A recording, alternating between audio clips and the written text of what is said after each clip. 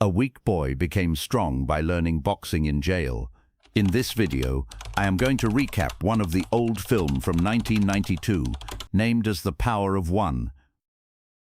At the beginning of the story, a boy was born on a small farm in South Africa, whose name was Peter Keith. Everyone called him PK lovingly. His father died a few days before his birth. His family faced troubles. After a few years, they had just recovered from this incident, when one day suddenly a dangerous disease spread among the animals on the farm, due to which all the cows on their farm died. PK's mother became very upset due to this incident. She started feeling that she was not able to manage this farm in the way her husband used to.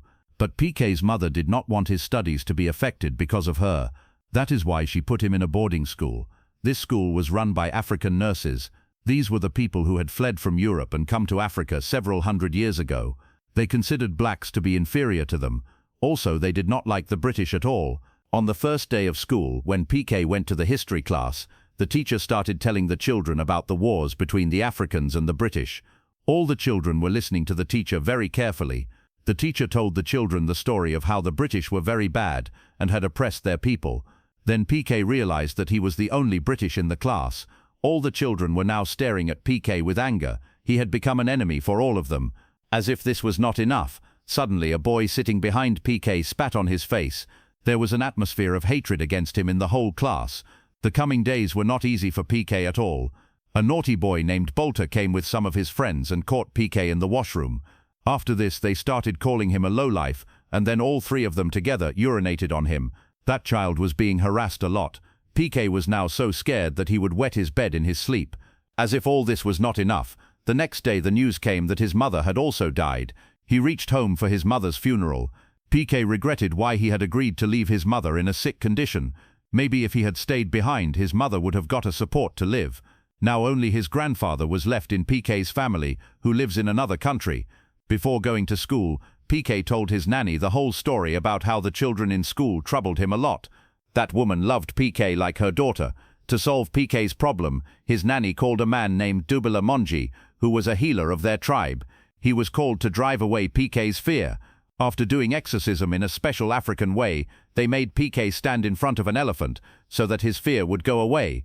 When the elephant screamed loudly, PK did not run away from it, and the elephant touched his hand with its trunk. Now PK's fear was completely gone.